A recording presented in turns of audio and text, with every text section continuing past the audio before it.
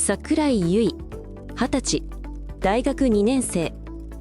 彼女の世界はスマートフォンの画面を通してキラキラと輝いていた。ファッション系のインフルエンサーとして彼女のインスタグラムには10万人のフォロワーがいる。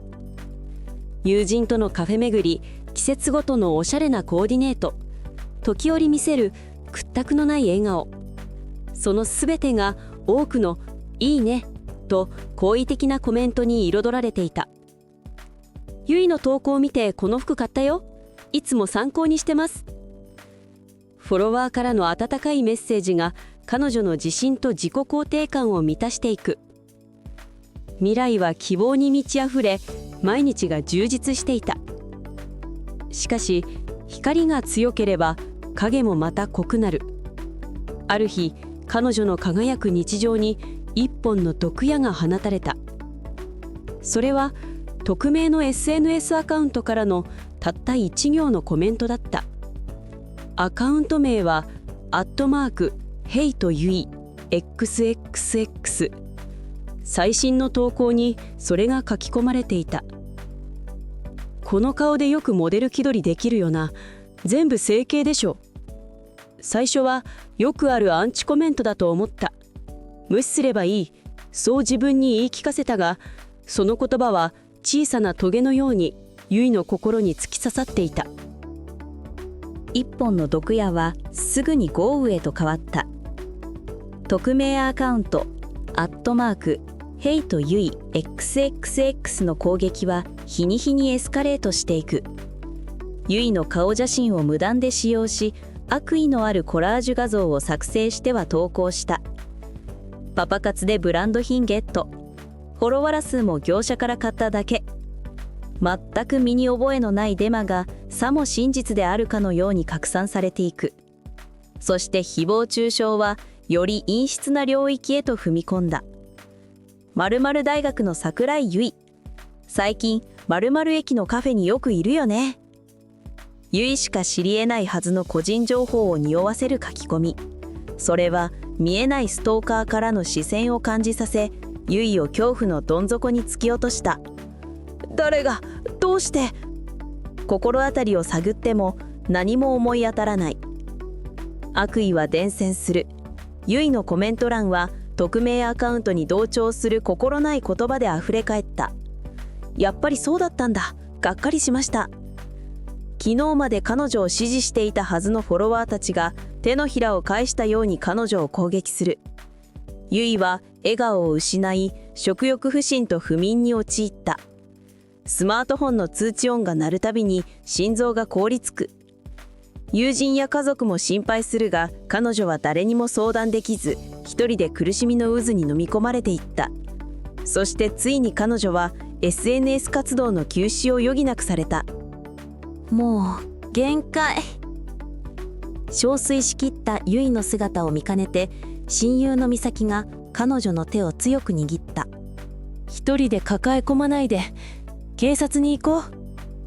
美咲に付き添われ、優衣は意を決して警察署の相談窓口を訪れた。しかし警察の担当者の言葉は彼女の最後の希望を打ち砕くものだった。お気持ちは大変わかりますが、匿名のアカウントでは個人を特定するのが非常に難しいんです。事件性がないとなかなか。でも私の個人情報まで書かれているんです。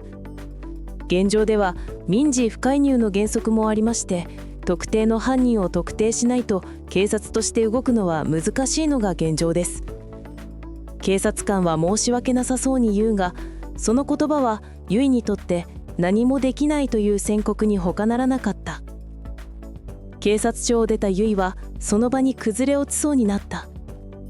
やっぱり無理なんだ。匿名という盾に守られた悪意の前では正義も法も無力なのか。世の中から見捨てられたような深い孤独感が彼女を包み込んだ。絶望の中、優衣は眠れない夜を過ごしていた。ふとスマートフォンの検索窓に震える指で打ち込んだ。匿名、誹謗中傷、特定。画面に表示された検索結果の中に一つの光を見つけた。発信者情報開示請求。それは匿名で行われたインターネット上の書き込みの主を特定するための複雑で時間のかかる法的手続きだった。これだ。ユイはこの制度に最後の望みをかけることを決意した。その日から彼女の戦いが始まった。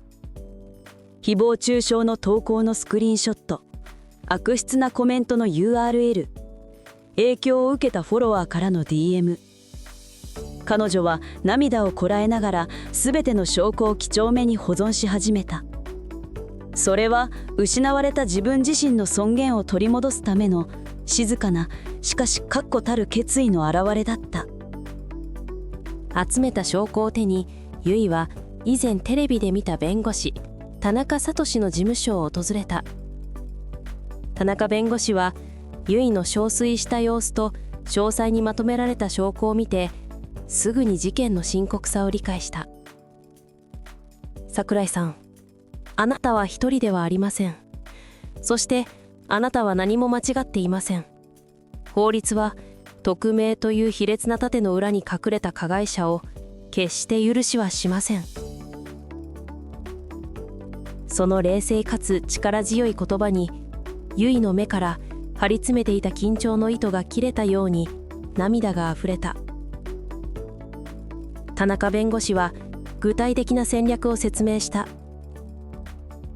発信者情報開示請求は簡単ではありません。2段階の手続きが必要です。まず SNS 運営会社、次にプロバイダーです。時間との勝負でもあります。IP アドレスの保存期間は限られています。しかしあなたのケースは悪質性が高く、開示請求が認められる可能性は十分にあります。一緒に戦いましょう。ユイは涙を拭い強くうなずいた。不安はあるものの、負けてたまるかという強い決意が彼女の心を再び燃え上がらせた。田中弁護士はユイから預かった証拠をもとに SNS 運営会社に対して発信者情報開示請求の申し立てを準備した。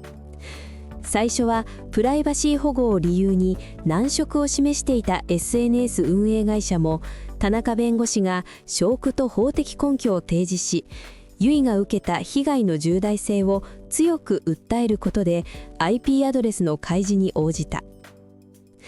第1段階クリアです。田中弁護士からの連絡にユイは震える声でありがとうございますと答えた。犯人へと続く最初の扉が開かれた瞬間だった。しかしこれはまだ長い戦いの序章に過ぎなかった。開示された IP アドレスをもとに、田中弁護士は犯人が利用していたインターネット回線を特定した。次にそのプロバイダーに対して IP アドレスが使用された時期の契約者情報の開示請求を行う。しかしプロバイダーは通信の秘密を盾に簡単には情報開示に応じなかった。ここからが本当の正念場だった。田中弁護士は開示しないことによるユイの被害拡大や投稿の違法性を具体的に主張し、情報開示を求める訴訟も辞さない構えを見せた。数ヶ月に及ぶ粘り強い交渉と法的な手続き。ユイは何度もくじけそうになったが、田中弁護士と親友の美咲の支えで何とか心を保っていた。そしてついにその日が来た。裁判所がプロバイダーに対して発信者情報の開示を命じたのだ。数日後、田中弁護士から一通のメールが届いた。犯人が特定できました。ユイは震える指で添付ファイルを開いた。そこに記されていた名前に彼女は言葉を失った。開示された発信者情報はユイの大学の同級生である A 子だった。いつも笑顔で話しかけてきて、ゆいの投稿にもいいねを押してくれていたあの A 子が。ゆいは信じられない思いと裏切られた怒りに震えた。A 子はゆいの SNS の人気と自分との比較から来る強い嫉妬心を募らせていたのだった。まさか A 子があんなに親しげに話していたのに。田中弁護士は A 子に対し、これまでの誹謗中傷による損害賠償請求と謝罪文の掲載を求める内容証明郵便を送付した。内容証明を受け取った A 子は、最初は私じゃない冤罪だと白を切ったが、田中弁護士が IP アドレスを含む動かぬ証拠を提示し、すでに裁判所から情報開示命令が出ている旨を告げると、 A 子は顔面蒼白になった。残念ながら匿名はもう終わりです。あなたの IP アドレスからあなたの契約しているプロバイダー、そして氏名、住所まで全て特定済みです。A 子の最後の強がりは、法律という絶対的な事実の前にもろくも崩れ去った。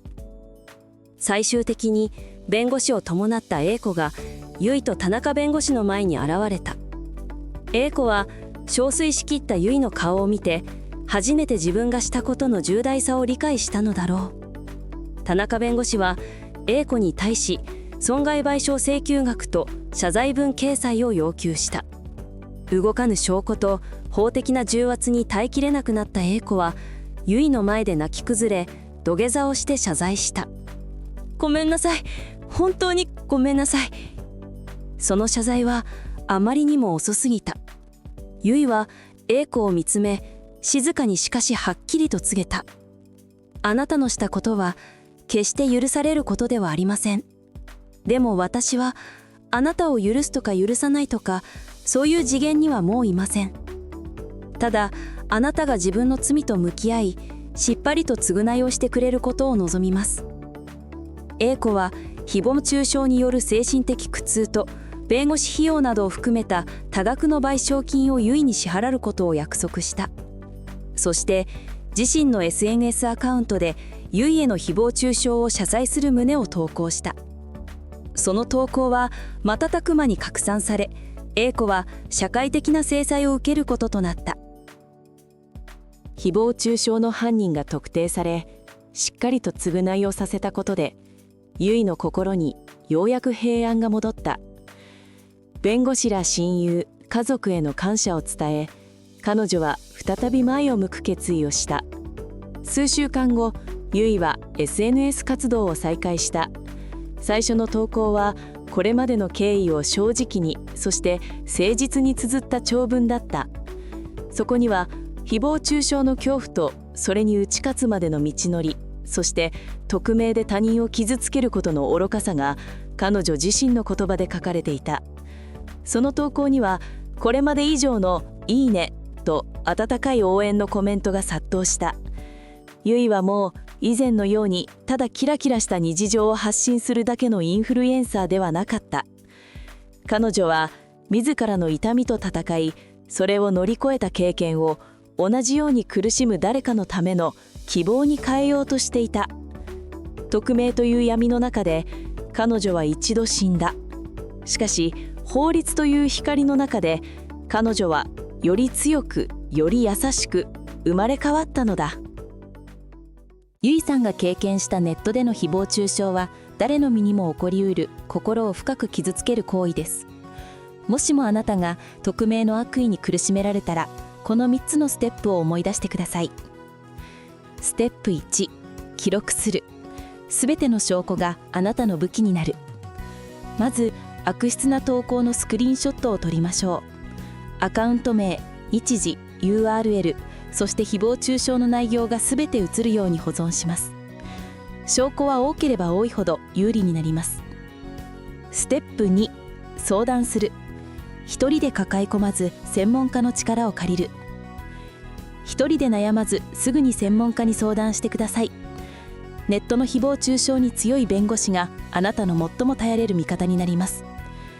彼らが犯人を特定するための法的な手続きを進めてくれます。ステップ3、法律を使う。発信者情報開示請求で匿名は終わらせる。